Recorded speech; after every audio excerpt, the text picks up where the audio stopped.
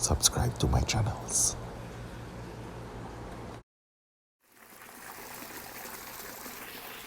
It's such a joy to see all your bala sharks and stuff coming up for food. To see even what we'll consider baby fish swimming around in here in harmony with adults, because the truth is there's so many different babies. Normally they would have to resort to hiding in the rocks, but in a pond where fish are breeding, it's understandable that babies no longer become a threat or even seen as food. So they can come out to the open comfortably.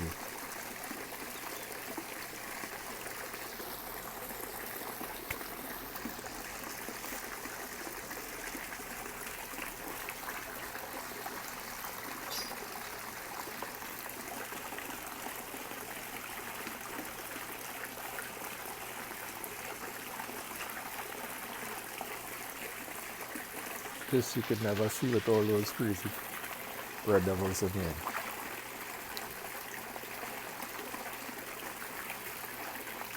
Here comes Mr. Oscar.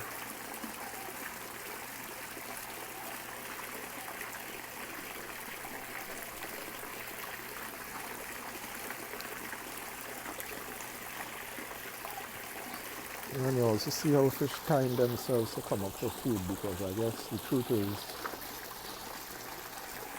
with fish flying up aggressively for food, other fishes that probably bigger like the Oscar could definitely get injured.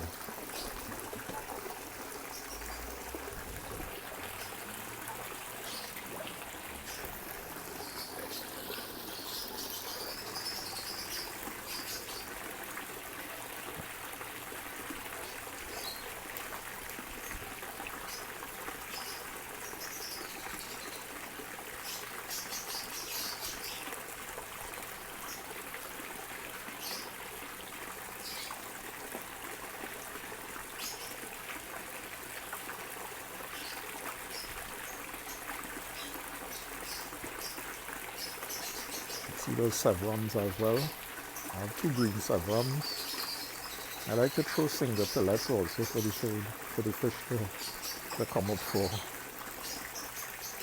Here comes Mr. Oscar. He likes the big pellets. Let me give him some more.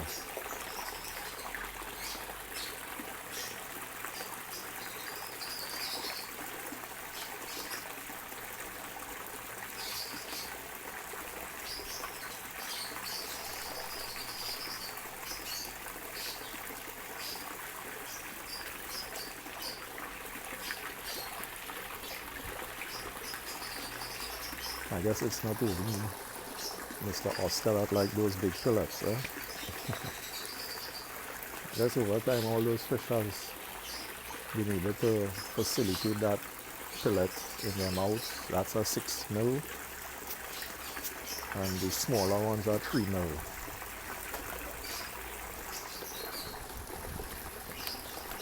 And of course I have the 1 mil for all the smaller fish.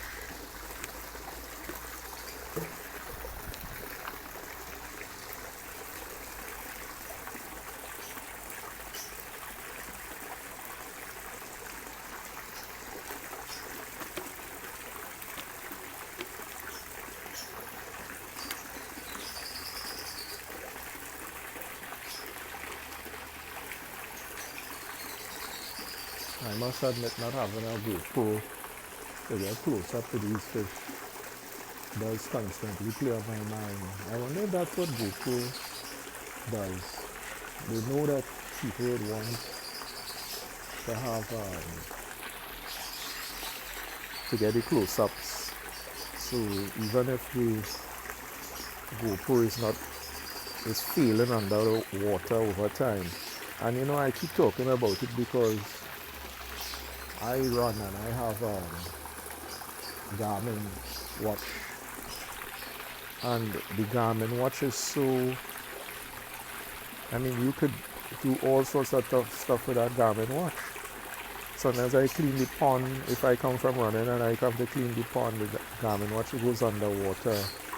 Why is it the GoPro hasn't adopted that kind of concept in terms of sealing off the areas adequately? It can be done. It can be done.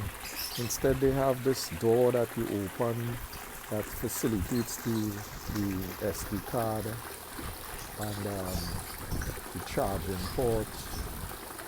I think the charging port is there. The charging port there. I can't remember, but the SD card for sure. And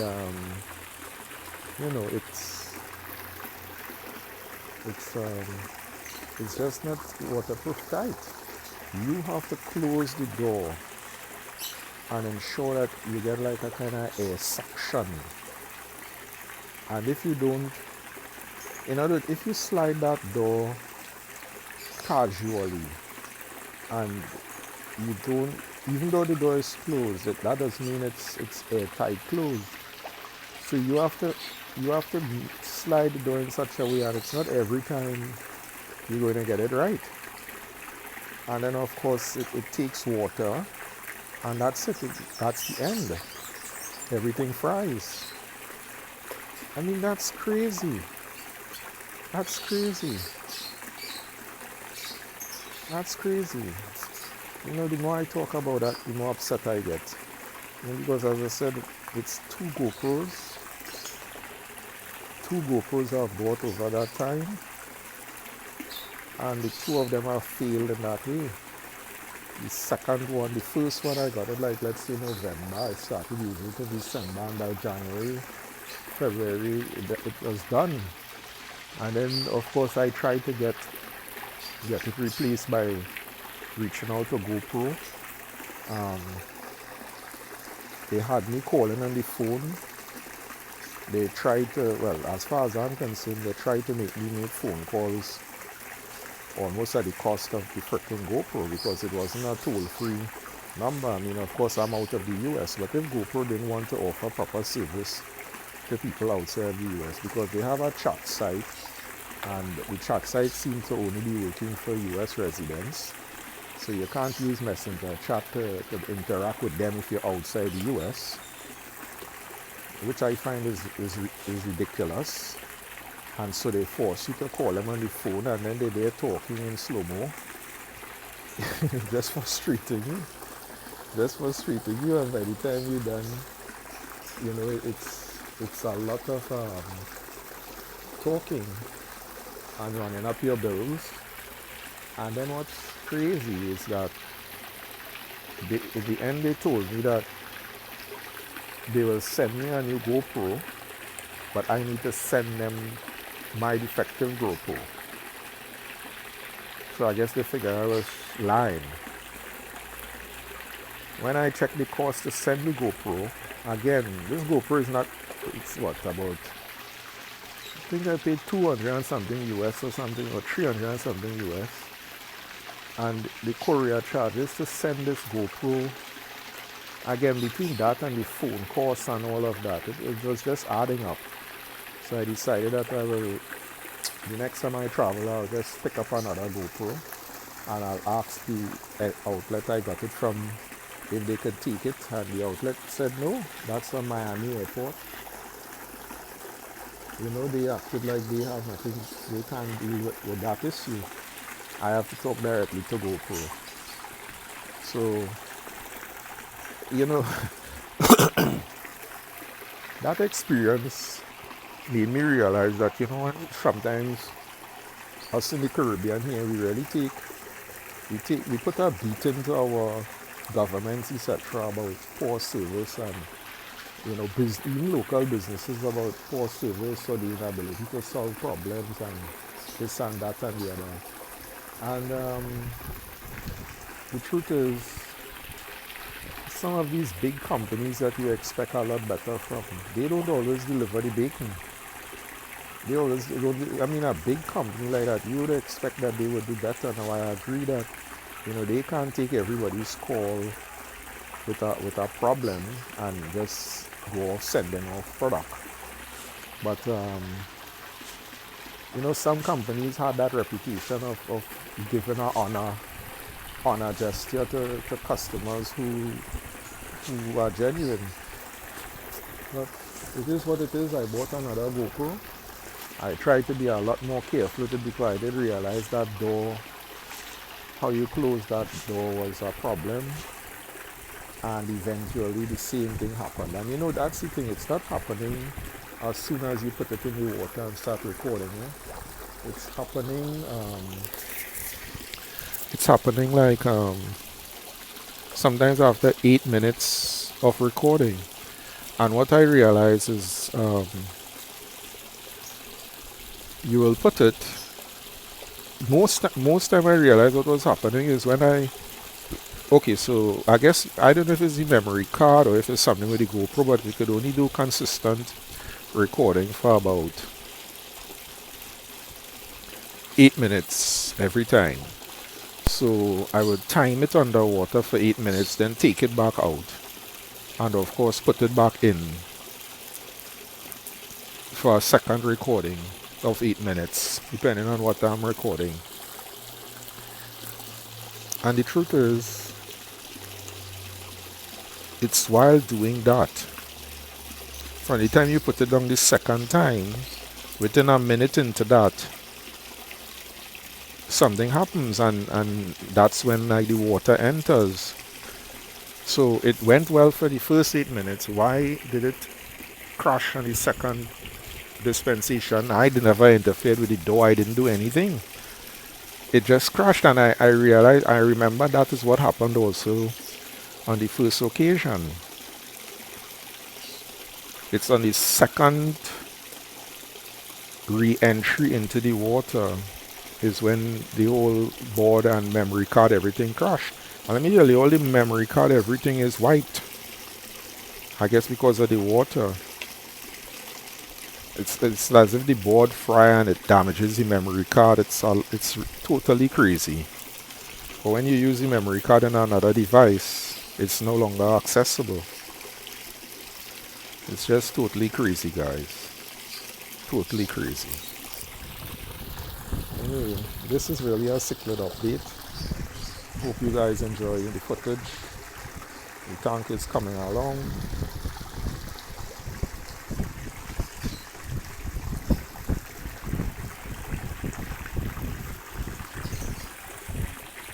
And by the way, happy holidays everyone, and all the best for the new year. I trust you all going to have your plans for 2022. Mine was to have 250 subs. I made it to 235 at the peak. I lost 5 coming to the end of the year. And I lost that 5, I suspect, because of a video I posted.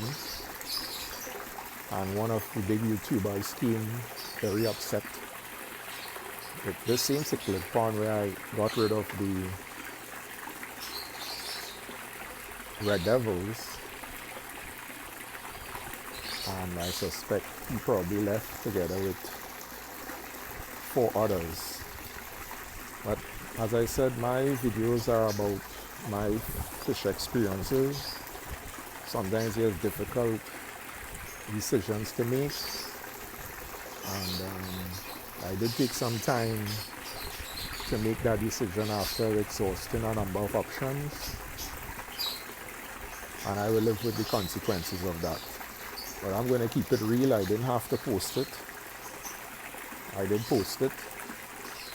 I only hope that same keeper, when he has to get rid of like snails and stuff from his tanks, I hope he does with the snails what he wanted me to, what he didn't want me to do.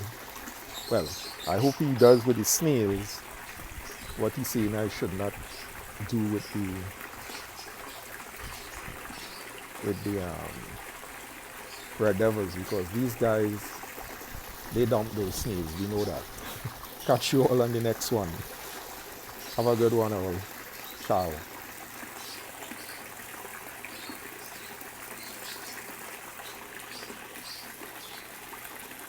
Subscribe to my channels.